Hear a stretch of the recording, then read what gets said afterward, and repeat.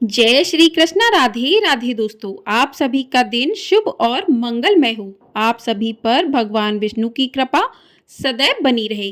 आज की वीडियो में आप सुनेंगे माघ मास महात्म्य का अध्याय 11 और साथ ही जानेंगे कि राधा नाम जपने से, राधा नाम बोलने से कौन सा पुण्य फल प्राप्त होता है। तो आप सभी लोग हमारे साथ जुड़े रहिएगा और यदि आपने पिछले अध्याय को नहीं सुना है तो आप जाकर उन अध्यायों को भी सुन सकते हैं। आपको हमारे चैनल पर एकादशी की व्रत कथा भी सुनाई जाएगी। आप लोग उस कथा को भी अवश्य सुनिएगा। तो प्रिय श्रोताओं, आज के अध्याय में विकुंडल कहने लगा कि तुम्हारे वचनों से मेरा चित्त अति प्रसन्न हुआ है, क्योंकि सज्जनों के वचन सदैव गंगा जल के सादृश्य पापों का नाश करने वाले होते हैं। उपकार करना तथा मीठा बोलना सज्जनों का स्वभाव ही होता है। जैसे अमृत मंडल चंद्रमा को भी ठंडा कर देता है। आप कृपया करके यह भी बतलाइए कि किस प्रकार मेरे भाई का नरक से उद्धार हो सकता है। तब दूत कुछ देर ज्ञान दृष्टि से विचार कर मित्रता रूपी रस्सी से बंधा हुआ बोला कि हे वैश्य, यदि तुम अपने भाई के लिए स्वर्ग की कामना करते हो तो जल्दी ही अपने 8 जन्म के पुण्य फल को उसके निमित्त अर्पण कर दो। तब विकुंडल ने कहा कि हे दूत, वह पुण्य क्या है और मैंने कौन से जन्म में और कैसे किया है, सो सब बतलाओ, फिर मैं अपना पुण्य अपने भाई को दे दूंगा। दूत कहने लगा कि हे वैश्य सुनो, मैं तुम्हारे पुण्य की सब कथा कहता हूँ। पूर्व समय में मधुवन में शाल्की नाम का ऋषि था। वह बड़ा तपेश्वरी, ब्रह्मा के समान तेज वाला था। नवग्रह की तरक्की उसकी स्त्री रेवती के 9 पुत्र थे, जिनके नाम ध्रुव, शशि, बुध, तार, ज्योतिमान थे। इन पांचों में गृहस्थाश्रम धारण किया था तथा निर्मोह, जीतमाय, ध्याननिष्ठ और गुणात्मज्ञ ये चारों संन्यास ग्रहण कर वन में रहने लगे। ये शिखा सूत्र से रहित पत्थर और सोने को समान समझते थे। जो कोई अच्छा या बुरा उनको अन्न देता वही खा लेते और कोई कैसा ही कपड़ा दे देता उसको ही पहन लेते। सदैव ब्रह्म के ही ध्यान में लगे रहते। इन चारों ने व्रत, शीत, निद्रा और आहार सबको जीत लिया। बस चराचर को विष्णु रूप समझते हुए मौन धारण करके संसार में विचरते थे। ये चारों महात्मा तुम्हारे घर आए जब तुमने मध्याह्न के समय भूखे प्यासे इनको आंगन में देखा तो तुमने गदगद कंठ से आंखों में आंसू भरकर इनको नमस्कार करके इनका बड़ा आदर सत्कार किया। इनके चरणों को धोकर बड़े प्रेम से तुम इनसे कहने लगे कि आज मेरे अहोभाग्य हैं, आज मेरा जन्म सफल हुआ, मुझ पर भगवान प्रसन्न हुए, मैं सनाथ हुआ, मेरे माता पिता, पत्नी, पुत्र, गौ आदि सभी धन्य हैं, जो आज मैंने हरि के सदृश आपके दर्शन किए। सो हे वैसे इस प्रकार तुमने श्रद्धा से उनका पूजन किया और चरण धोकर जल को मस्तक से लगाया। फिर विधि पूर्वक इनका पूजन करके तुमने इन सन्यासियों को भोजन कराया। इन सन्यासियों ने भोजन करके रात को तुम्हारे घर में विश्राम किया और ब्रह्मा के ध्यान में लीन हो गए। इन सन्यासियों के सत्कार से जो पुण्य तुमको मिला सो मैं भी कहने में असमर्थ हूँ, क्योंकि सब भूतों में प्राणी श्रेष्ठ हैं। प्राणियों में बुद्धि वाले, बुद्धि वालों में मनुष्य, मनुष्यों में ब्राह्मण, विद्वानों में पुण्यात्मा और पुण्यात्मों में ब्रह्म ज्ञानी श्रेष्ठ हैं। ऐसी ही संगति से बड़े बड़े पाप नष्ट हो जाते हैं। यह पुण्य तुमने अपने पहले 8वें जन्म में किया था। सो यदि तुम अपने भाई को नरक से मुक्त कराना चाहते हो तो यह पुण्य दे दो। सो दूत के ऐसे बातें सुनकर उसने प्रसन्न चित्त से अपना पुण्य अपने भाई कुंडल को दे दिया और वह नरक से मुक्त हो गया और दोनों भाई देवताओं से पूजित किए गए। तब दूत अपने स्थान को चला गया। इस प्रकार वैश्य के पुत्र विकुंडल ने अपना पुण्य देकर अपने भाई को नरक की यातना से छुड़वाया। सो हे राजन, जो कोई इस इतिहास को पढ़ता है या सुनता है वह 1000 गोदान का फल प्राप्त करता है। बोलिए भगवान विष्णु की जय। तो आज का अध्याय यहीं पर समाप्त हुआ। इसके आगे का वृत्तांत अगले अध्याय में सुनेंगे। आप सुनते हैं राधा नाम की महिमा कि राधा नाम जप करने से किस प्रकार से श्री कृष्ण और राधा जी की कृपा प्राप्त होती है। तो प्रिय श्रोताओं, एक बार एक संत जी किसी गांव के निकट आश्रम पर भागवत जी की साप्ताहिक कथा कर रहे थे। तीसरे दिन के वृत्तांत में वह कथा करते हुए बताने लगे कि अनेक प्रकार के लोग जो पाप कर्म करते हैं उन्हें अनेक प्रकार के नरकों में जाना पड़ता है, लेकिन एक उपाय है जिसके द्वारा नरकों में जाने से बचा जा सकता है। कोई एक बार सच्चे हृदय से राधा नाम पुकार ले तो वह नरकों में नहीं जाता।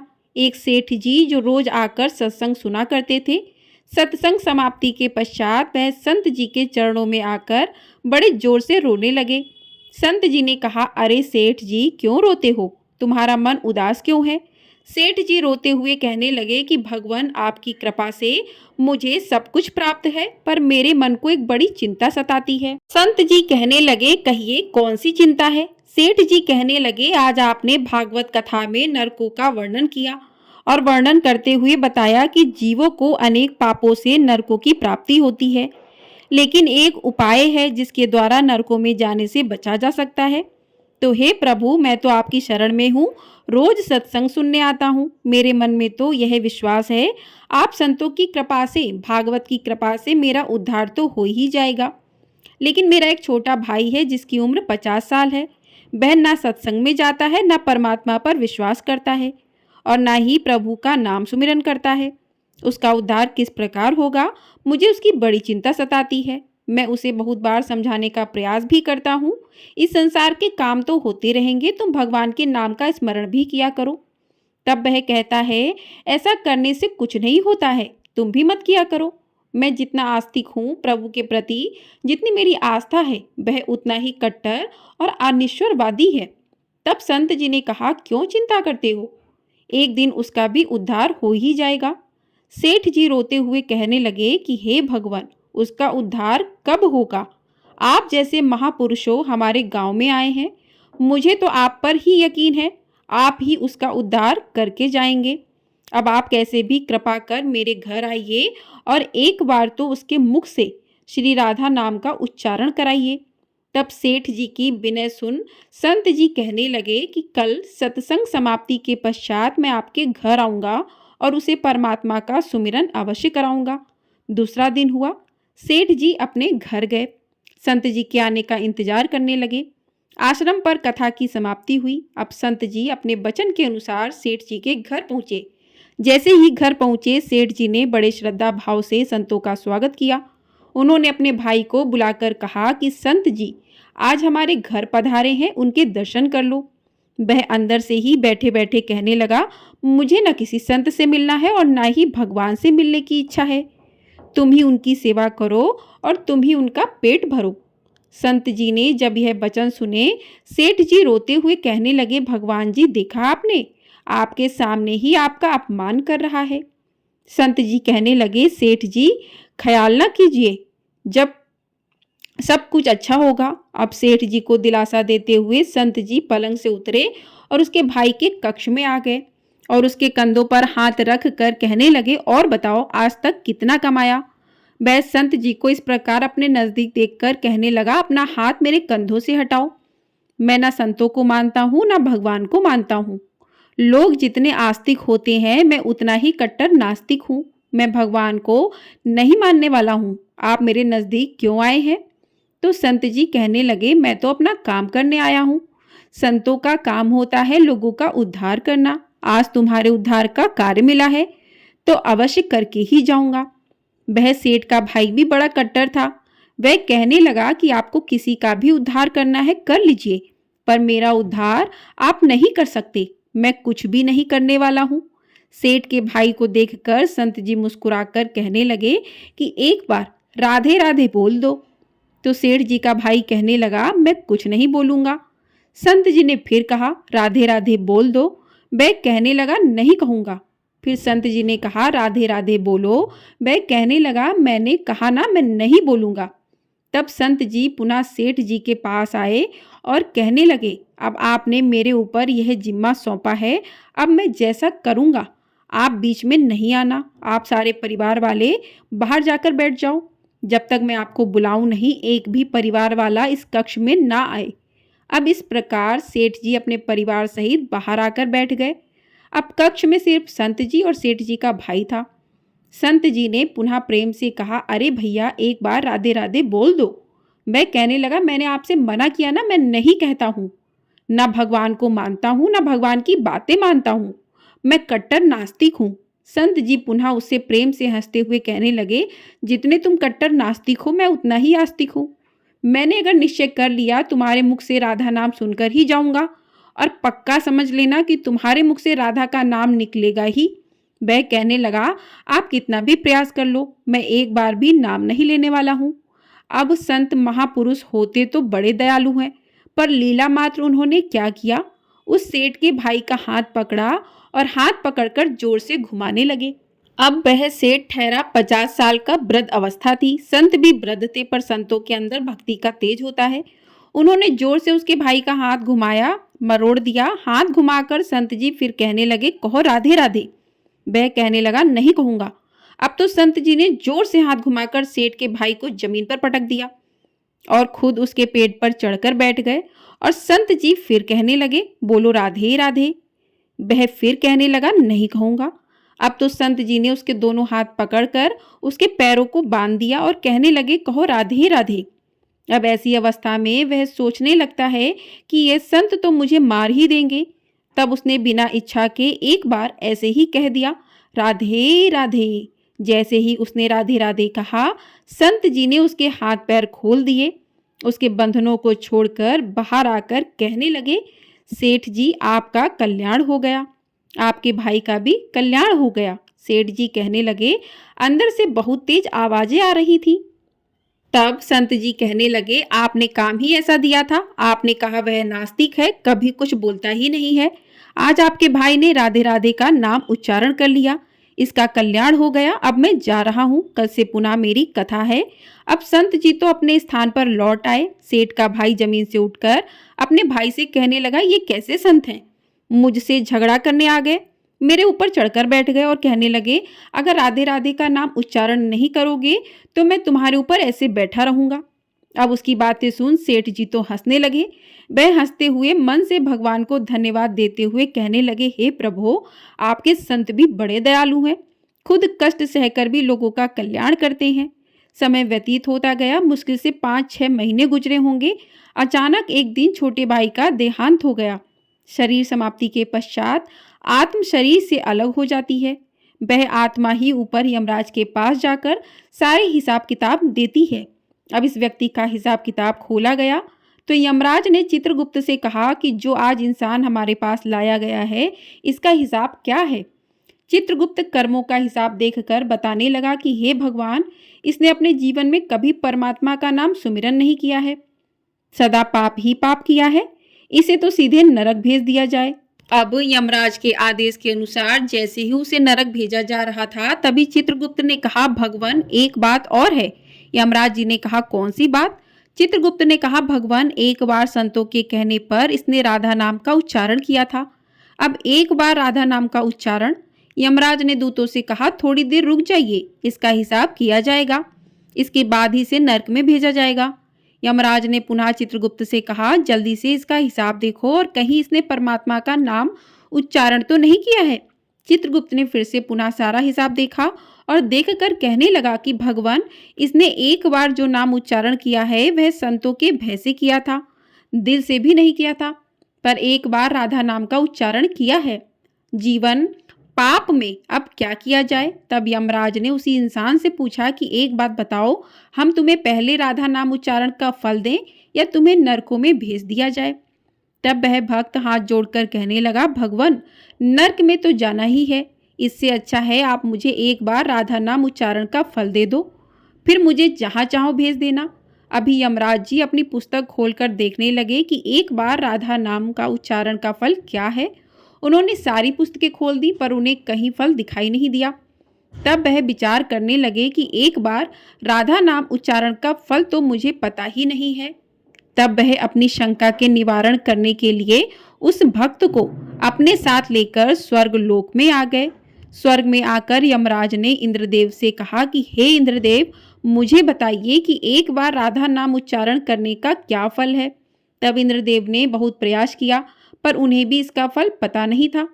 तब सभी देवता मिलकर ब्रह्मदेव के पास आए। ब्रह्मदेव ने जब सबको देखा, तब ब्रह्मदेव उनसे पूछने लगे कि यह आपके साथ इंसान कौन है।